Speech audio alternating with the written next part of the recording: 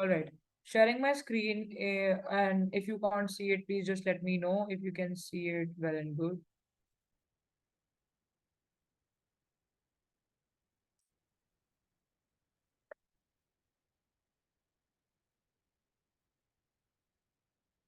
Everybody can see my screen, right?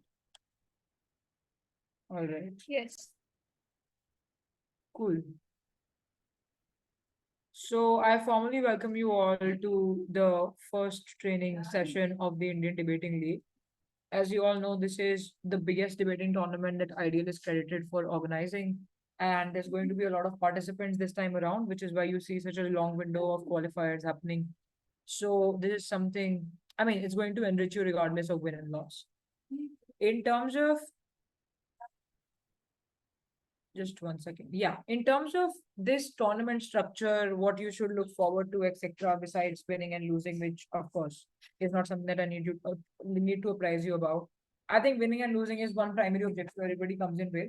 But in general, so the kind of exposure that you're going to get if you're first time debater, this is definitely going to be enriching even in terms of the training sessions that you get, because this is coming from people who directly debated. You're amidst people who debate even like every weekend. So like there's all kinds of debaters around here, which means that that's great. It's great exposure, and then you always are able to express yourself confidently. You're able to articulate better if you do this more frequently. You're likely to become a better speaker in general. But specifically speaking, from this particular tournament, you can definitely if you're doing well in the individual rounds, which is what the first qualifier rounds are going to be for, 27th October to 7th November.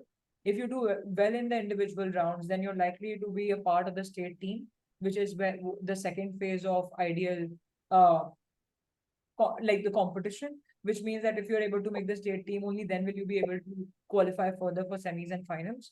So try to give your best in the individual round also, because it's solely based on you, right? So in the teams, you're always like cribbing about, hey, my teammate isn't doing this, that. I think we're giving you a very fair opportunity here to just do your best in the individual rounds, because the entire onus is on you. There is nothing stopping you from like doing the best you can, because you're individually pursuing this. You attend training rigorously, you look at the motions carefully, read them carefully when you get them. Start reading up on the theme, because I'm going to explain it today itself in detail, and you're bound to do well. So please take this seriously. It's very rewarding if you're able to do it. The second thing is that you get to be top 42. I mean, you get to be one of you probably make it to the top 42 list of speakers who get to be in the national camp or the quiz round of ISDS. So if you're doing extremely well and exceptionally well by the end of the tournament, you have other opportunities lining up for you, which are highly sought after, but also equally difficult to attain. So Ideal becomes your avenue to get that. And then, of course, Pan India recognition, because we'll certify all of your efforts, participation certificates, and then merit certificates based on whichever position whichever position you make it to. And then, yeah, there's a couple of wildcard entries to Harvard, Stanford Invitational, whatever international tournaments we keep sending a contingent to, right? Agrim, I'll take your question later. Just covering a little bit of this is a very technical question. I'll come to it. All right. Now, in terms of ancient India to AI-led India being our theme, so the main theme is. Can anybody tell me what the theme is? I mean, that'll just tell me how invested you guys have been through the Instagram and everything on keeping up with the theme. So when we release the theme, it's called something. This is the byline of the theme. What's the main theme? Could anybody perhaps enlighten the others in the chat? Not unmuting by unmuting yourself. It's called India something.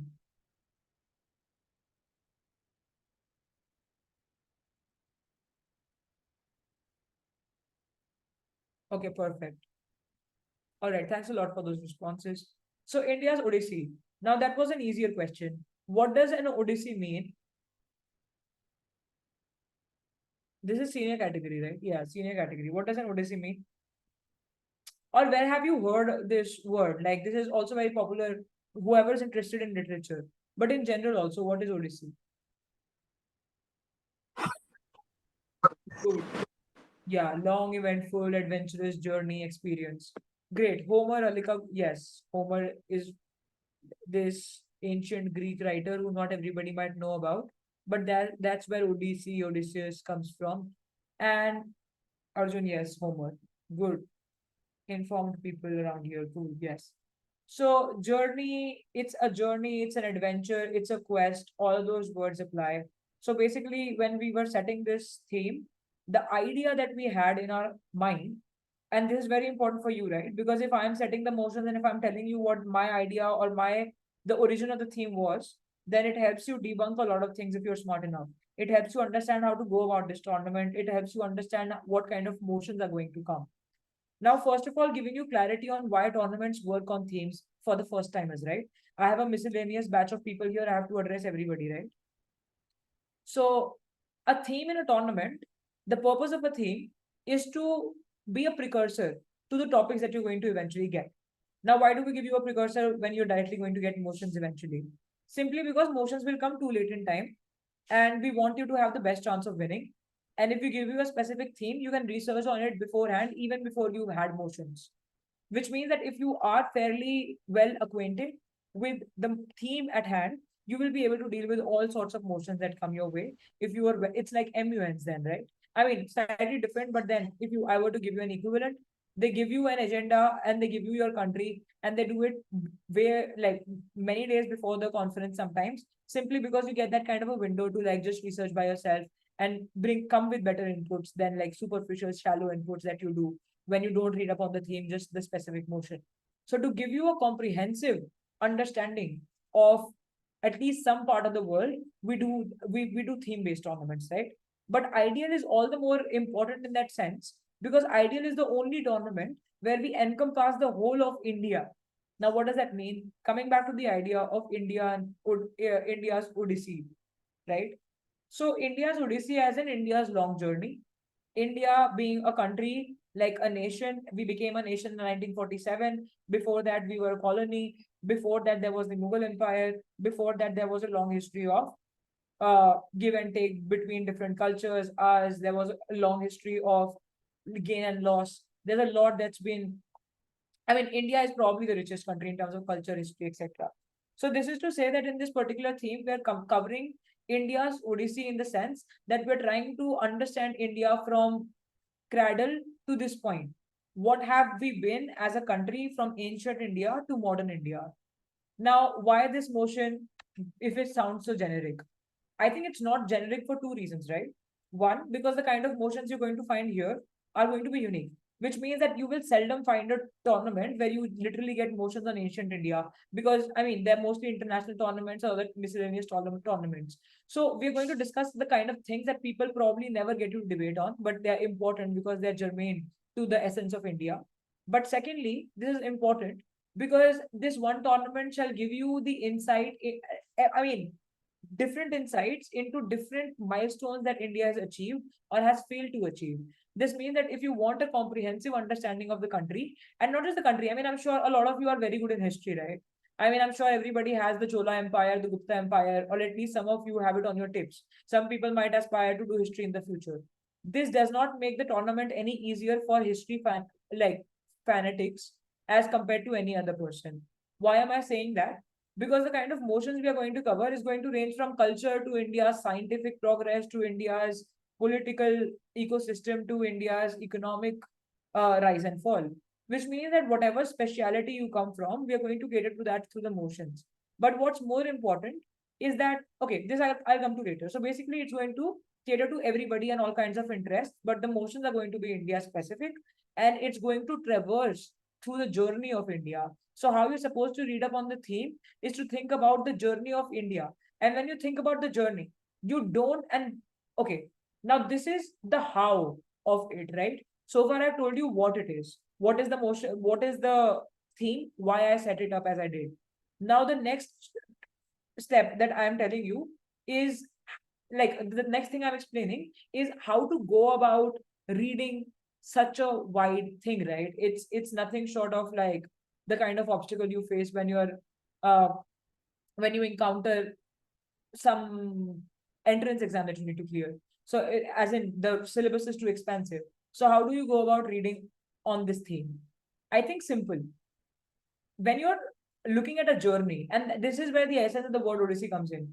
When you're looking at a journey, nobody expects you to count, measure, and evaluate every step of the journey. But people definitely expect you to know the entire journey in terms of its important milestones, in terms of its important conceptual breakthroughs, in terms of its widely uh, recognized feats, right? So, like in ancient India, and this is where these pictures become relevant, right? It's not just a random grid of pictures. So, in ancient India, what is probably the most significant, jarring, obvious thing in ancient India is the Harappan civilization, Vedic culture, and the rise of Buddhism, the rise of Bhakti movement, how religion functioned, how religion fractured, how architecture was built at the time, where did that uh, proficiency come from, where has it gone now, what is India's credibility from that time today, how has it changed, is it lost on us, or do we still like celebrate our culture as much? Was India genuinely the was India the place where the genesis of most of the scientific breakthroughs happened? For example, cosmetic surgery, people posit, was something that India was the progenitor of. So are those things true or not? This is what like necessarily ancient India would encompass. Nobody is expecting you to know all the names, the dates, and so on and so forth. Please don't get into that grind, right? Secondly, medieval India. Again, Mughal Empire, the most obvious jarring thing that you have in medieval India. But also just like then against Mughals, there's Rajputs, there's a lot of people like Maharana Pratap, so on and so forth. A lot of back and forth happened between people who were indigenous to the country and then the Mughal settlers. And then you have again architectural feats during this time. So Taj Mahal is just like a very inferior sort of a symbol for all the architectural wonders that were created at the time. So we could ask you, like, there could be very innovative motions or like the Charbagh concept or whatever. Like the sky is the limit. But the thing is that there are several concepts which are very important and known to everybody, which we are going to take motions from, right? The motions might be innovative, but where we bring take them from are going to be obvious places which everybody knows about, right? Now, modern India, again, modern India is characterized by what? Some sort of a globalization. So we use Instagram, West uses Instagram. It's one and the same. So the concept of the global village, the concept of AI-led India, the concept of brain drain, perhaps, like anything that characterizes modern India in its full essence, a lot of which has to do with its relations with the other countries. India as a rising economic power, India in its in terms of its foreign relations, India in terms of its look east policy, where has it gotten us now, G20, anything and everything could be a part of this. But that's how you go about it. Now, I'll give everybody some rest for a while, as in rest as in time to think, to ask relevant questions, and I'll answer these 5, 6 questions I have in the chat meanwhile. Just 2 minutes of breather. Please take in whatever I've explained. Ask relevant questions in the chat. Meanwhile, will all motions be released in advance? So we're going to release a proper schedule soon, and it'll be a motion schedule. So you will know which motion will be released when, at what time, and on which date. But that's yet to happen. It's not something that I can give you an assurance for right now. This is to Agrim. Second question is, will we be getting the topic beforehand or just before the debate round? So there will be some topics you will get beforehand, as in at least a day prior to the debate. And there might be motions that you get that you'll have to deliver speeches on impromptu. You'll get at least an hour long prep time though. Nobody is going to give you a motion and then tell you to start sharing your opinions right after. That's to Siona, if I'm pronouncing it right. 3 days before tournament, Abira has clarified, okay. How many rounds will be there in the opening round? Okay, you mean how many rounds will be there in the qualifiers of like individual participation? 3 rounds. You'll play 3 different rounds against 3 different opponents. Uh, and the cumulative score will be taken into consideration when we're considering you for state selection. This was to Agrim again. Anya's question, by when will we get our motions assigned? Again, I've already answered it. There's going to be a motion schedule that we shortly release.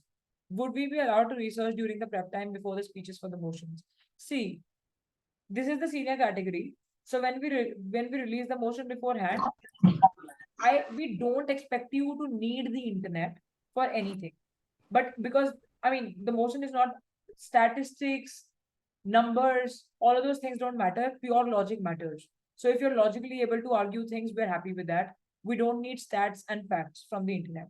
But if you want to use the internet, don't use the internet for finding arguments. Use the internet for clarifying doubts. For example, if I give you the name of some random Vedic, uh, uh, like some seer from the Vedic period who you don't know the name of, or if I give you some like very paradigmatic Hindi word like Saptarishi, the meaning of which you have to find because you don't know yourself, then that's reasonable for you to do like a Google search for. Simple answer to Google search is this. If you find arguments from the internet, the judges are very smart to know that this is a derivative argument. If you do your background research on the internet, that's wholly accepted. Cool. Would we be allowed to research? Okay, this is answered. When will the conference start? I didn't quite understand what is the which conference. Arman, can I have the date of final because I have my Olympiad at end November too. Finals will happen on 26th November. Are there any specific sources you recommend for research? I don't recommend any specific resources, but the website I generally go to for my own research is Reuters. I go to Britannia. I go to I mean, YouTube videos also. I watch a lot of Vion.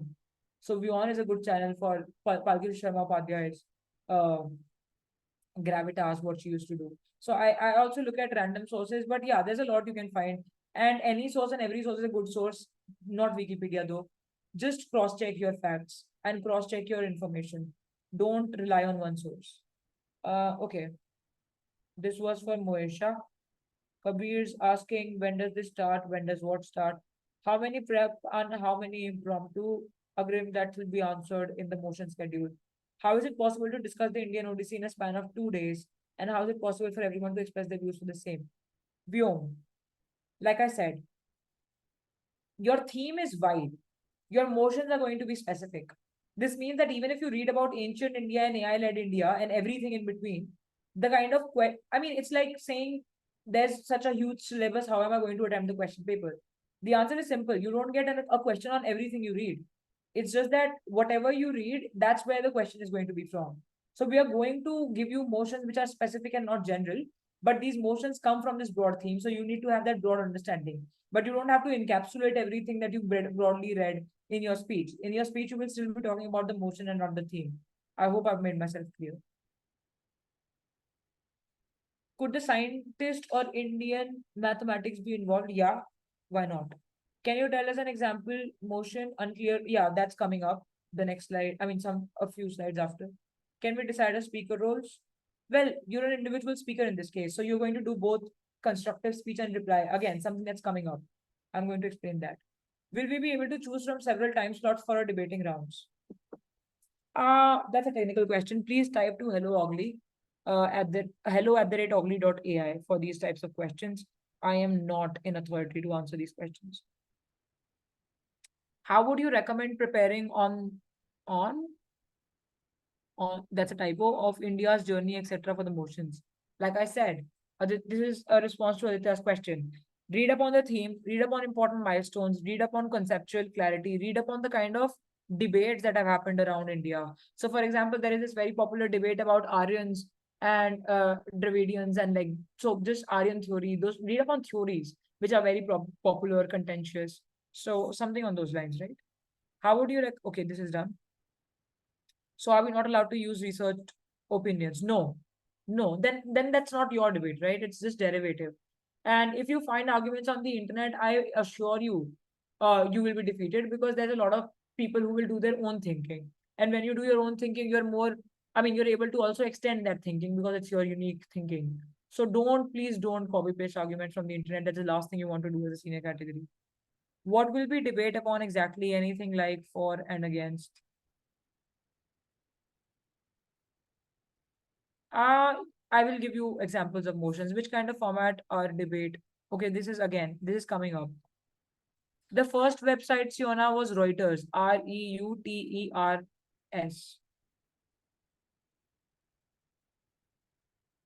Will these rounds be against individual opponents? Yep.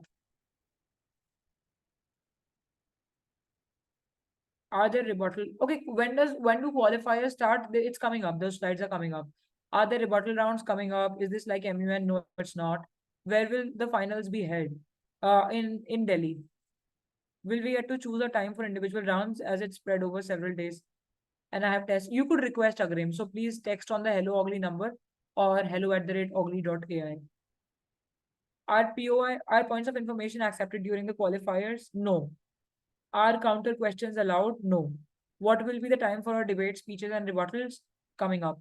What will we debate upon exactly anything like for or against? No, a chemical equation. It has existed for no, decades. Somebody is unmuted. Is that on purpose?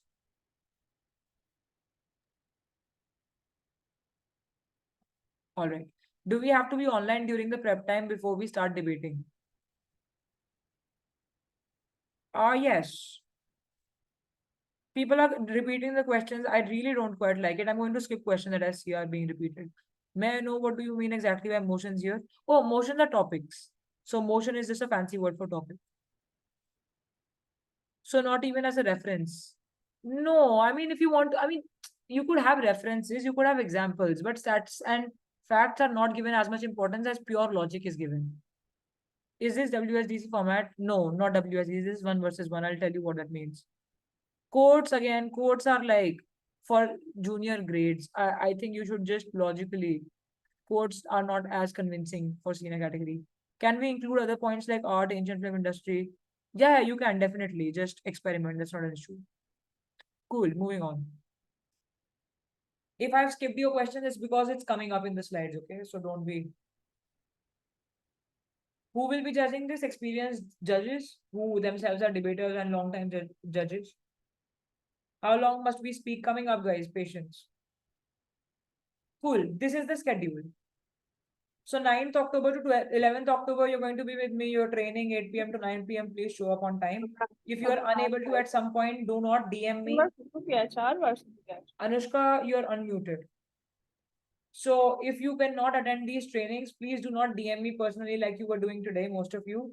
Just know that recording and PDF will be shared. So it's no problem if you really have to skip it. If you're skipping it for no reason, then I don't quite understand the logic in it.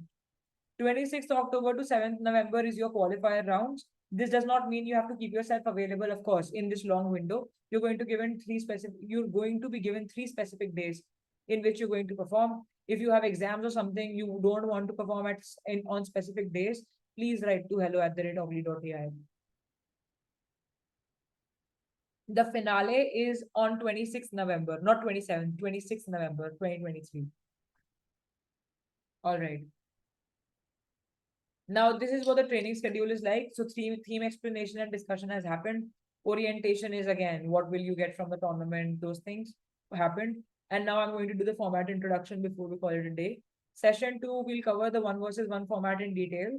So today I'm only going to roughly introduce you to it. Tomorrow I'm going to go in detail. Tomorrow I'm going to also share tips and tricks of how I debate and like how you can like perhaps learn from that, or like what the tricks and techniques of structuring your arguments are, what you're scored on, like what are the metrics that on the basis of which judges mark you. So tomorrow's session is very important. Try not missing it.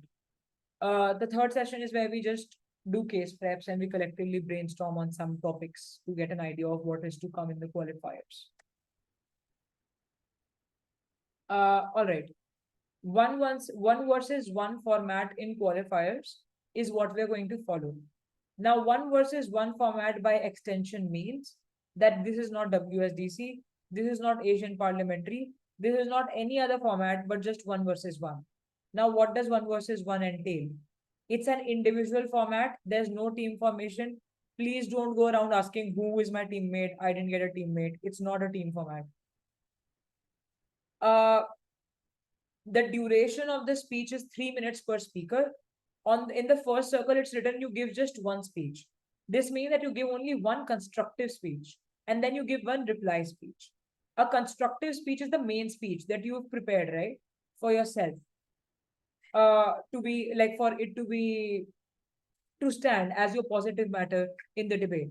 And then the other speech that you have in your this thing in with you is your reply speech. Now, what does the reply speech mean?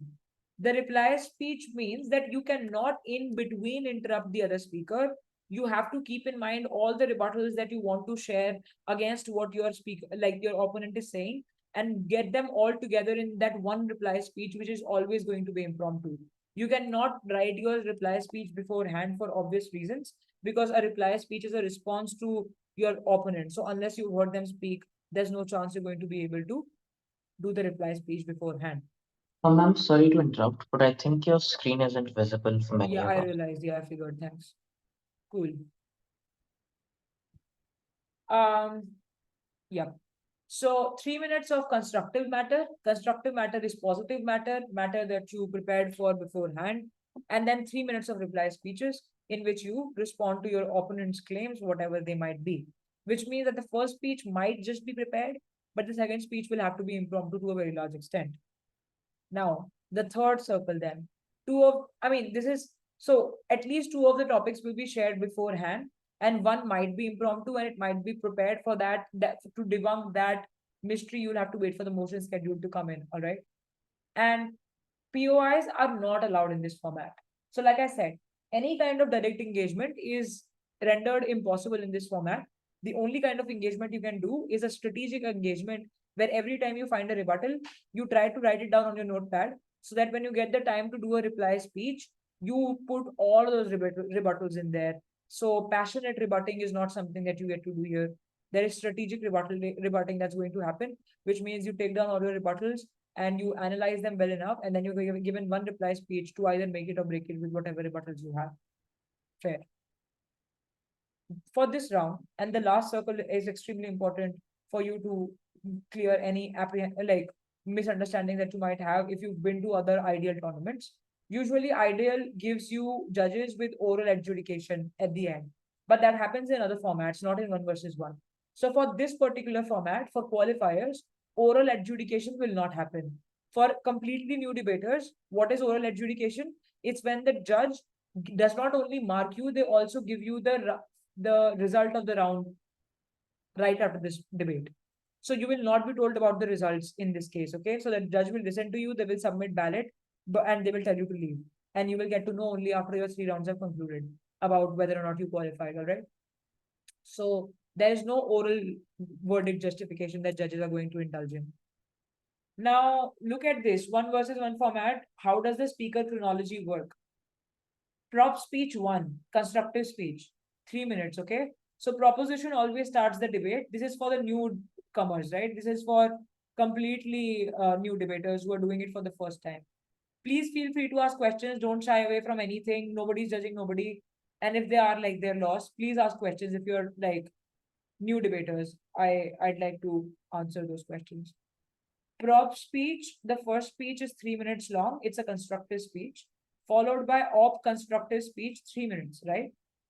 Followed by prop reply, 3 minutes, followed by op reply, another 3 minutes. The total round then is short enough, 3 into 4, 12 minutes. All right. At max, you'll be done with one round in like 15 minutes. So don't fret about, oh, I have my exam, this, that. It's anyway not like a very heavy commitment. 15 minutes of attendance in the room. Do the round, go away, come back for the second round. I think the reply was for 1 minute. In the The previous reply is for 3 minutes. The reply is 3 minutes. Okay. Not, In the previous slide, it was written 1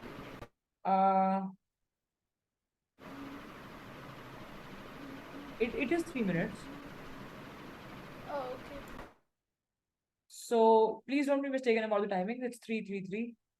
So don't think about any other number at all, okay? Just remember 3. If 3 constructive, 3 for reply. That way you won't be confused. All right. For those of you who know, let's just first take questions if there are any. Can the prop speech be spoken with the help of paper? I mean, sure, but don't, if you're reading it completely off of paper as a senior category, then you will be downbound on manual. Because people expect you to be able to, you can refer to a paper, you shouldn't read it off a paper. Reading is not allowed, referring is allowed. Qualifiers are online. What are POIs? POIs are points of information like interjections. You don't have to know because they don't apply in this round anyway, Abira. Can the prop speech be spoken? Okay, this is answered. Where will these qualifiers take place? Online. If we're Zoom, precisely. if your op can be rebutted in a speech. Yeah, okay. In your first speech, sure. If you have that kind of a flexibility to rebut in the first speech and the second speech, and if you don't have positive matter to finish in the first speech, if you want to rebut, your call, sure. Will all three qualifiers be in one day? No. We will be selecting our side for or against? No. We will decide. Okay.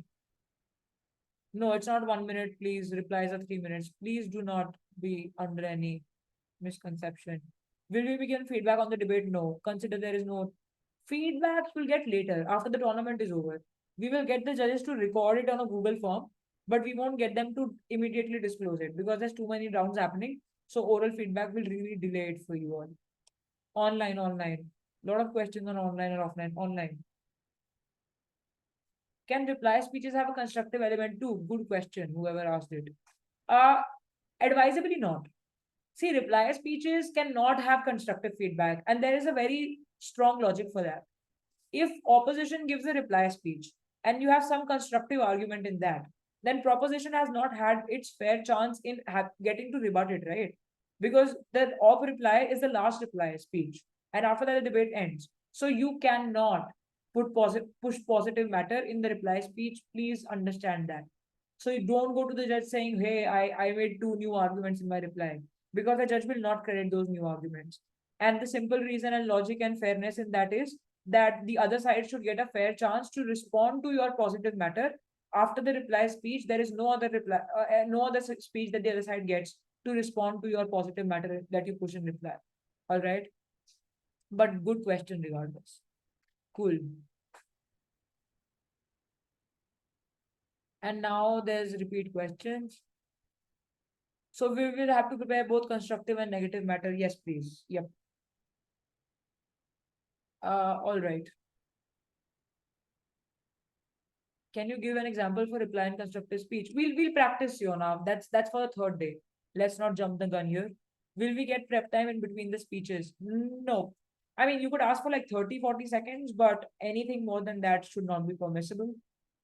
In the reply speech, if we take an example for some debatable topic, is it allowed? Huh? If in the reply speech, if we take an example for some debatable, I don't quite understand that question. You'll have to probably rephrase. Deeper. Meanwhile, types of topics or motions you can expect. Okay, whoever is a new debater, please come to terms with this word called motions, because it's going to be used everywhere. You're going to see it everywhere. So motions is nothing but the topics that you're going to debate on, right? Now look at the first motion. This house believes that India should be portrayed as the center of knowledge with reference to the Vedic age. So again, this is a motion on ancient India. Like I said, you could get motions from whichever part of Indian history. But hey, for again, this is for new debaters. Like experienced debaters can ignore this. Any motion is starting with this house, right? Every motion, in fact, is starting with this house. So it's this house believes that, this house supports, this house regrets, this house will ban. Now, this house in a motion refers to the room in which you're debating, all right? So with due respect in the parliamentary language, we call the room, the debate room with the debaters and the judge as the house, right? And your job is to, if your proposition, your job is to do what the house wants to do. If your opposition, your job is to oppose what the house wants to do. For example, in the first motion, where this house believes that India should be portrayed as a center of knowledge, referring to the Vedic age, proposition is going to support what the house tells it to do. And what is the house telling them to do? To believe that India should be portrayed as a center of knowledge. But opposition is always going to oppose what the house tells you to do, which means opposition is going to say that no, we should not believe that India is a center of knowledge based on Vedic age. Cool. Likewise, in the second motion, this house supports the rise of Bhakti movement as a segment of Hinduism in the medieval period. The house tells you to support the rise of Bhakti movement. So what is prop going to do? Quickly in the chat, I want this confirmation because people confuse themselves a lot. I don't know why people are responding. Either don't respond to other people's questions. You might be giving the wrong answer and thereby confusing them. Okay, what is opposition going to do in the second motion? What are they going to do if they're opposing something? What is it that they're opposing?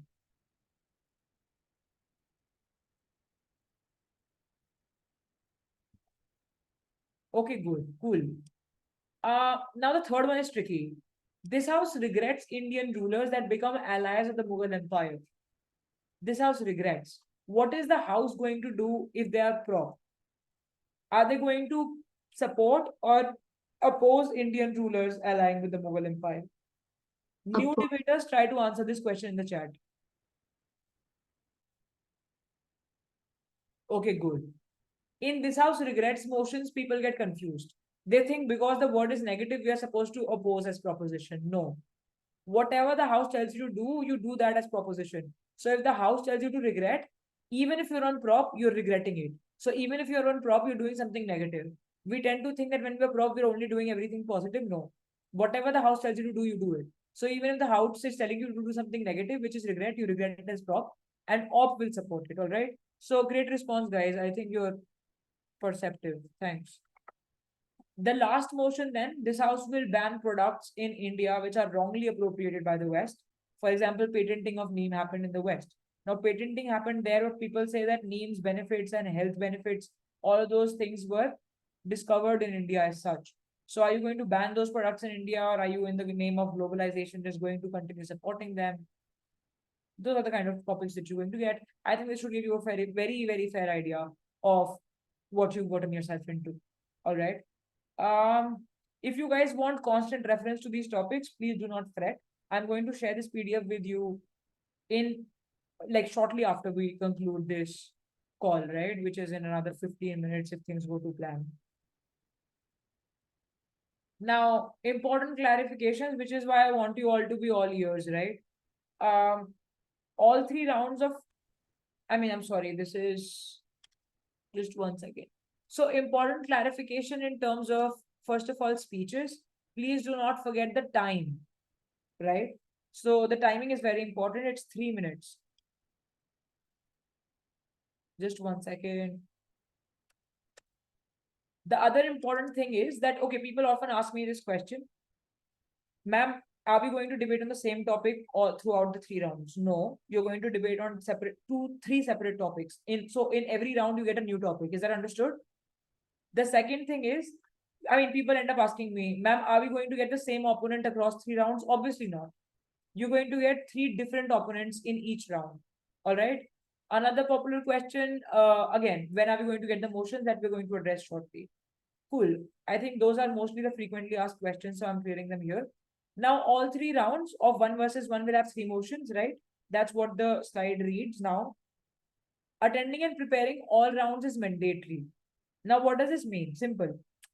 You should be there for all 3 rounds. If you think you've lost 2 rounds, so let's not go for the 3rd round. What's the point of going to the 3rd round because I've already lost 2? That's a bad way of thinking. I'm confused. About what, Nandini? That was a proclamation. Can we have a follow-up to that? No, ma'am, I'm sorry. No. All right, you intended to say that on mute. All right. So all 3 rounds of 1 versus 1 will have 3 separate motions. Attending and preparing all rounds is mandatory. Now, mandatory for you, okay? Like if you don't show up for 1 round, it's problematic for you. I'll tell you why. Even if you've lost 2 rounds, you decide not to show up for the 3rd one because, hey, I've lost 2, I don't think I'm going to qualify. Bad way of thinking. You know nothing about evaluation. You don't know what's happening in the judges' sheets. So what happens most of the times is that even if you're losing a round, your speaker scores are good because it was a highly competitive round. So let's say there is one room where I am debating against, who can I see on my screen right now? So there's one round where I am debating against Nandini.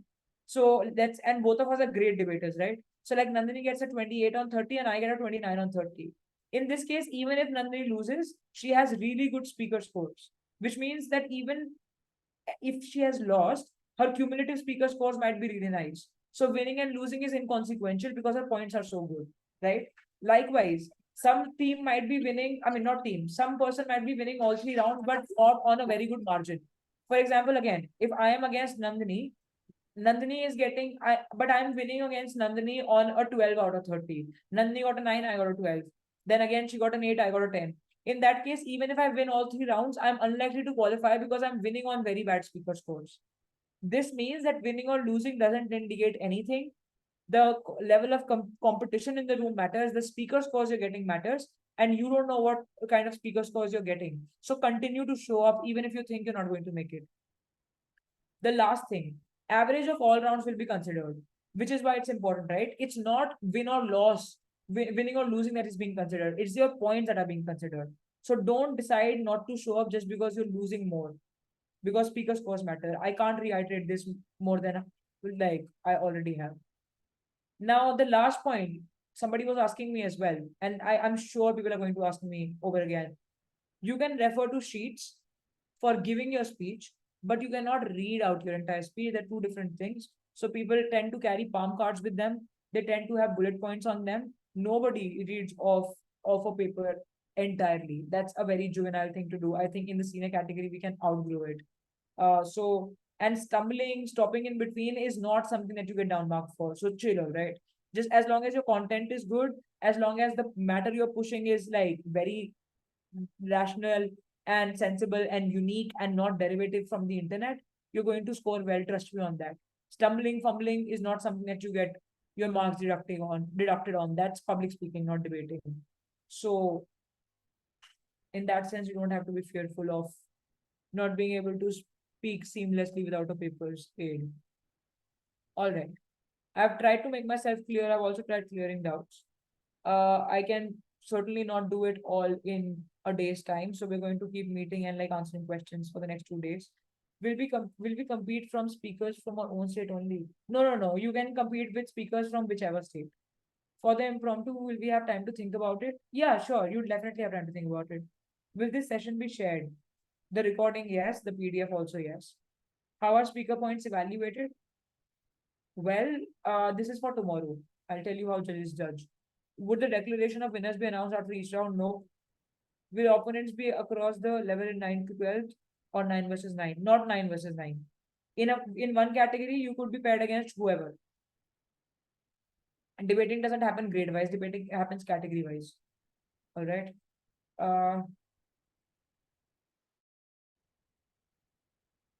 I'm looking at the motions, I'm seeing if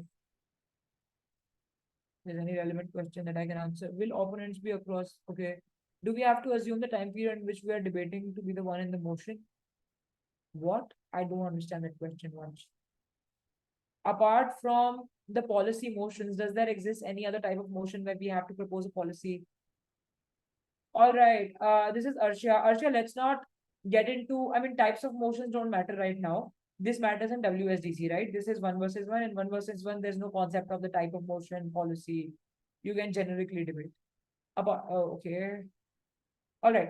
The rest is for tomorrow, guys. I think I've cleared most of the questions. So, yeah.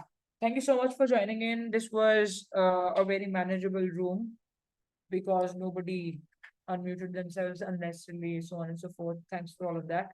I'll see you tomorrow again at 8 p.m. Are there any questions I can help you with before we call it a day?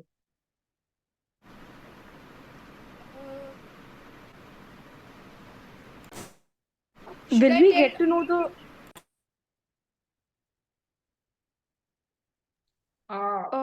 It was incomplete, the question. will we